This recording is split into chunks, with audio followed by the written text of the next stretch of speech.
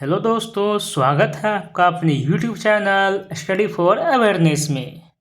तो दोस्तों, आज हम पढ़ेंगे प्राचीन इतिहास का 26वां टॉपिक राजपूत राजवंशों की उत्पत्ति के बारे में, और यहीं से हमारा प्राचीन इतिहास समाप्त होगा और अगली क्लास में शुरू हो जाएगा मध्यकालीन इतिहास।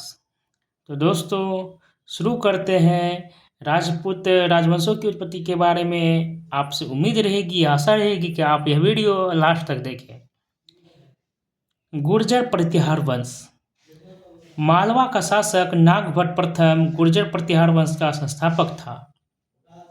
नागभट्ट द्वितीय को राष्ट्रकूट सम्राट गोविंद तृतीय ने हराया था। प्रतिहार वंश का सर्वाधिक शक्तिशाली एवं प्रतापी राजा मिहिर भोज था। मिहिर भोज ने अपनी राजधानी कन्नौज में बनाई थी। वह विष्णु भक्त था। उसने विष्णु के सम्मान में आदि वराह की उपाधि ग्रहण की थी। राजशेखर प्रतिहार शासक महेंद्रपाल के दरबार में रहते थे। राजशेखर प्रतिहार शासक महेंद्रपाल के दरबार में रहते थे। इस वंश का अंतिम राजा यशपाल था। दिल्ली नगर की स्थापना तोमर नरेश अनंगपाल ने 11वीं सदी के मध्य में की थी।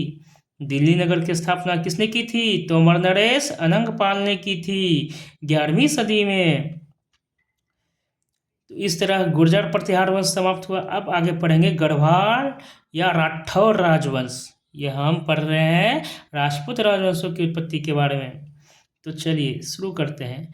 गढ़वाल वंश का संस्थापक चंद्रदेव था। जिस प्रकार मालवा का शासक नागभट्ट प्रथम गुर्जर प्रतिहार का संस्थापक था, उसी प्रकार गढ़वाल वंश का संस्थापक कौन है? चंद्रदेव।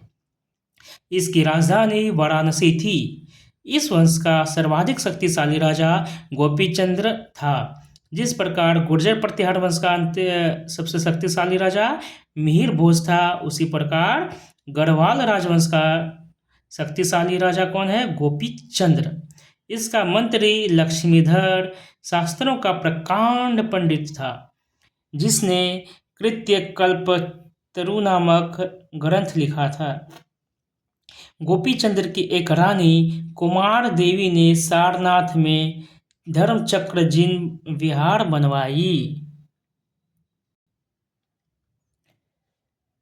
पृथ्वीराज तृतीय ने स्वयंवर से जयचंद की पुत्री संयोगिता का अपहरण कर लिया था। इस वंश का अंतिम शासक जयचंद्रन था, जिसे गोरी ने 1194 ईस्वी के चंदावर युद्ध में मार डाला। तो इस प्रकार यह भी वंश खत्म हुआ, राठौर वंश। अब आगे पढ़ेंगे चहमान या चौहान वंश के बारे में। चौहान वंश का संस्थापक वासुदेव था। चौहान वंश का संस्थापक कौन था? वासुदेव था। इस वंश का प्रारंभिक राजधानी अहिच्छत्र थी। बाद में अजय राज द्वितीय ने अजमेर नगर की स्थापना की और उसे राजधानी बनाया। इस वंश का सबसे शक्तिशाली शासक अर्णोराज के पुत्र विग्रहराज चतुर्थ विशलदेव हुआ, जिसने हरिकेली नामक संस्कृत नाटक की रचना की। हरिकेली नामक संस्कृत नाटक की रचना किसने की? विशलदेव ने की। सोमदेव विग्रहराज चतुर्थ के राजकवि थे। सोमदेव विग्रहराज चतुर्थ के कौन थे? राजकवि थे। इन्होंने ललित विग्रहराज नामक नाटक लिखा। 2.5 दिन का झोपड़ा नामक मस्जिद शुरू में विग्रहराज चतुर्थ द्वारा निर्मित एक विद्यालय था। 2.5 दिन का झोपड़ा नामक मस्जिद शुरू में विग्रहराज चतुर्थ द्वारा निर्मित एक विद्यालय था। पृथ्वीराज तृतीय इस वंश का अंतिम शासक था। चंद्रवरदायी पृथ्वीराज तृतीय का राजकवि था। चंद्रवरदायी पृथ्वीराज तृतीय का राजकवि था, जिसकी रचना पृथ्वीराज रासो है। रणथंभौर के जैन मंदिर का शिखर पृथ्वीराज तृतीय ने ही बनवाया था। तराइन का प्रथम युद्ध 1191 ईस्वी में हुआ। तराइन का प्रथम युद्ध कब हुआ? 1191 ईस्वी में हुआ, जिसमें पृथ्वीराज तृतीय की विजय एवं गौरी की हार हुई।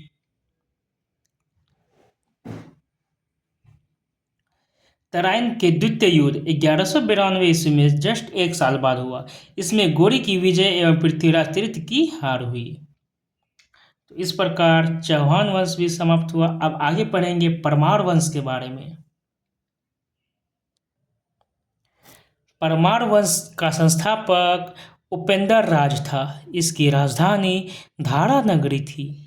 प्राचीन राजधानी उज्जैन थी। परमार वंश का सर्वाधिक शक्तिशाली राजा राजा भोज था। राजा भोज ने भोपाल के दक्षिण में भोजपुर नामक झील का निर्माण करवाया। नैषधीय चरित्र के लेखक श्रीहर्ष व प्रबंध चिंतामणि के लेखक मेरुतुंग थे। राजा भोज ने चिकित्सा, गणित एवं व्याकरण पर अनेक ग्रंथ लिखे। भोजकृत युक्ति कल्पतरु में वास्तुशास्त्र के साथ साथ विविध वैज्ञानिक यंत्रों व उनके उपयोग का उल्लेख है। नवशासंकलित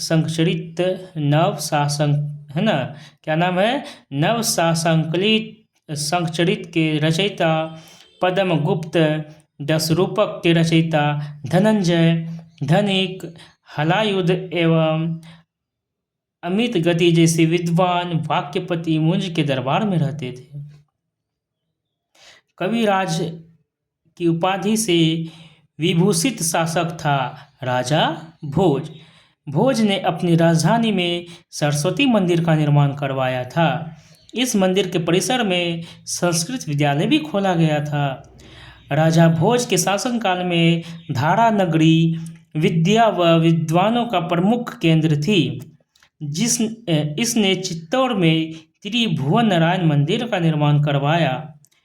भोजपुर नगर की स्थापना राजा भोज ने की थी। परमार वंश के बाद तोमर वंश का, उसके बाद चौहान वंश का और अंततः 1297 ईस्वी में अलाउद्दीन खिलजी के सेनापति नसरत खां और उलुग खां ने मालवा पर अधिकार कर लिया। तो इस प्रकार परमार वंश भी समाप्त हुआ।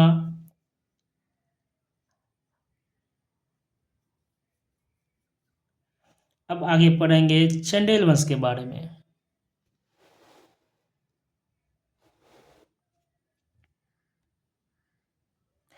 प्रत्याहार साम्राज्य के पतन के बाद बुंदेलखंड की भूमि पर चंदेल वंश का स्वतंत्र राजनीतिक इतिहास प्रारंभ हुआ। बुंदेलखंड का प्राचीन नाम जेजाक भुक्ती है। चंदेल वंश के संस्थापक नन्नुक, जो कि 831 ईस्वी में था। इसकी राजधानी खजुराहो थी। प्रारंभ में इसकी राजधानी कालिंजर, जो कि महोबा थी। राजा धंग ने अपनी राजधानी कलिंजर से खजुराहो में स्थानांतरित की थी। चंदेल वंश का प्रथम स्वतंत्र एवं सबसे प्रतापी राजा यशोवर्मन था। यशोवर्मन किस वंश का प्रतापी राजा था? चंदेल वंश का प्रतापी राजा था। यशोवर्मन ने कन्नौज पर आक्रमण कर प्रतिहार राजा देवपाल को हराया तथा उसे एक विष्णु की प्रतिमा प्राप्त की, जिसे उसने खजुराहो के विष्णु मंदिर के स्थापित की।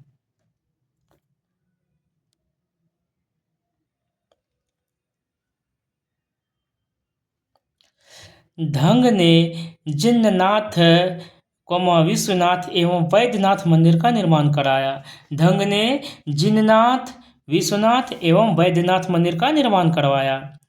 कंदरिया महादेव मंदिर का निर्माण धंग देव द्वारा 999 ईस्वी में किया गया है। सबसे फेमस मंदिर है कंदरिया महादेव मंदिर। इसका निर्माण किसने करवाया? धंगदेव द्वारा 1999 ईस्वी में किया गया। धंग ने गंगा जमुना के संगम में शिव की आराधना करते हुए अपने शरीर का त्याग किया।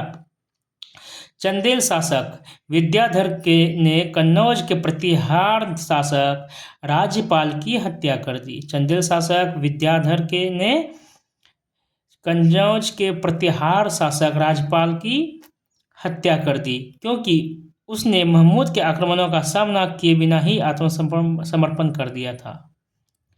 विद्याधर ही अकेला ऐसा भारतीय नरेश था जिसने महमूद गजनी की महत्वाकांक्षाओं का सफलतापूर्वक प्रतिरोध किया। चंदेल शासक कृतिवर्मन की राजसभा में रहने वाले कृष्ण मिश्र ने प्रबोध चंद्रोदय की रचना की थी। इन्होंने महोबा के समीप कृति सागर नामक जलाशय का निर्माण किया। आल्हा उदल नामक 2 सेनानायकों परमर्दी देव के दरबार में रहते थे, जिन्होंने पृथ्वीराज चौहान के साथ युद्ध करते हुए अपनी जान गंवाई थी। चंदेल वंश का अंतिम शासक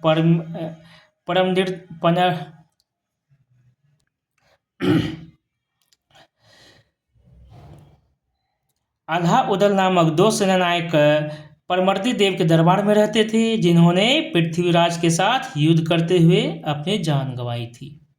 चंदेल वंश का अंतिम शासक परमर्दी देव है ना, कौन है? परमर्दी देव ने 1202 ईस्वी में कुतुबुद्दीन ऐबक की अधीनता स्वीकार कर ली।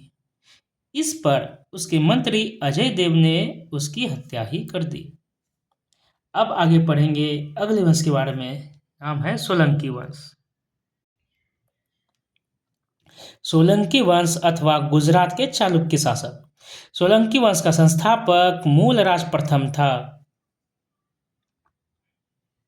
इसकी राजधानी अन्निहलवाड़ थी। मूलराज प्रथम शैव धर्म का अनुयायी था। भीम प्रथम के शासनकाल में महमूद गजनी ने सोमनाथ के मंदिर पर आक्रमण किया। महमूद गजनी जब सोमनाथ के मंदिर पर आक्रमण कर रहे थे तो उस समय किसका शासनकाल था? तो भीम प्रथम का।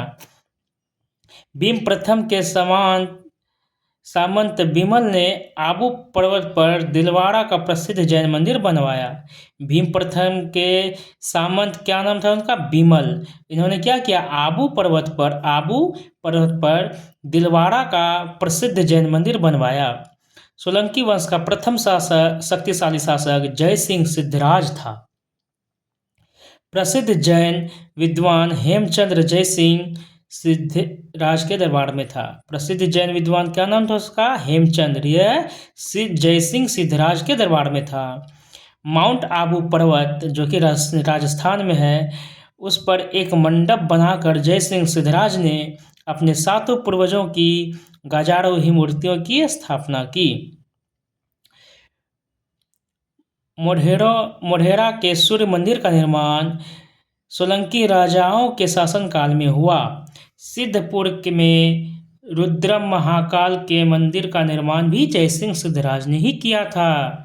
सोलंकी शासक कुमारपाल जैन मतानुयायी था। वह जैन धर्म के अंतिम राजकीय प्रवर्तक के रूप में प्रसिद्ध है। सोलंकी वंश का अंतिम शासक भीम द्वितीय था। भीम प्रथम जो कि महमूद गजनी ने सोमनाथ के मंदिर पर आक्रमण किया, उसी के शासनकाल में। उसी तरह सोलंकी वंश का अंतिम शासक भीम द्वितीय था। भीम द्वितीय के एक सामंत लवन प्रसाद ने गुजरात में बघेल वंश की स्थापना की। बघेल वंश का कर्ण द्वितीय गुजरात का अंतिम हिंदू शासक था। इसने अलाउद्दीन खिलजी की सेनाओं का मुकाबला किया था। अब आगे पढ़ते हैं कलचुरी चेरी राजवंश के बारे में। कलचुरी वंश का संस्थापक कोकल था। इसकी राजधानी त्रिपुरी थी। कलचुरी वंश का एक शक्तिशाली शासक था गंगेय देव, जिसने विक्रमादित्य की उपाधि धारण की। पूर्व मध्यकाल में स्वर्ण सिक्कों के विलुप्त हो जाने के पश्चात इन्होंने सर्वप्रथम इसे प्रारंभ करवाया। कलचुरी वंश का सबसे महान शासक कर्णदेव था, जिसने कलिंग पर विजय प्राप्त की और त्रिकलिंगाधिपति की उपाधि धारण की। त्रिकलिंगाधिपति की उपाधि धारण किसने की? कृष्णदेव ने। प्रसिद्ध कवि राजशेखर कलचुरी के दरबार में ही रहते थे। प्रसिद्ध कवि राजशेखर किसके दरबार में रहते थे? तो कलचुरी के दरबार में रहते थे। अब पढ़ते हैं सिसोदिया वंश, जो कि राजपूत वंश का अंतिम टॉपिक है।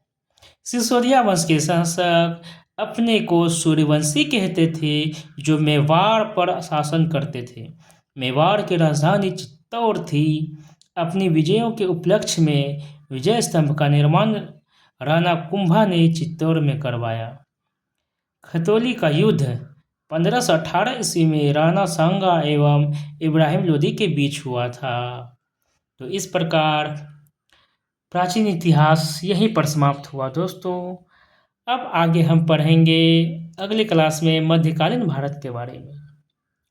यहाँ से अब प्राचीन इतिहास के जितने भी वीडियो बने हैं, आप सबसे आग्रह है कि आप उसे एक बार 2 बार इससे भी ज़्यादा अपनी स्पीड बढ़ाकर, है ना, 2x या 1.5x पे देख सकते हैं, जिससे कि आपका रिवीजन होगा। तो दोस्तों, आई होप यह वीडियो आपको अच्छा लगेगा और आपके एग्ज़ाम के लिए बहुत ही लाभदायी होगा, यह विश्वास रखिए। क्योंकि बीते दिनों में अभी वर्तमान में एनटीपीसी, बिहार पुलिस, इन सभी की परीक्षा हो रही है। एनटीपीसी के एग्ज़ाम में तो यहाँ से अच्छा ही क्वेश्चन आया था। तो दोस्तों, आप प्राचीन इतिहास की जितनी भी वीडियो हमने डाली है, उसे शुरू से लेकर के अंतिम तक 2x स्पीड पे अपनी स्पीड बढ़ा के ज़रूर ही रिवाइज कीजिए। धन्यवाद।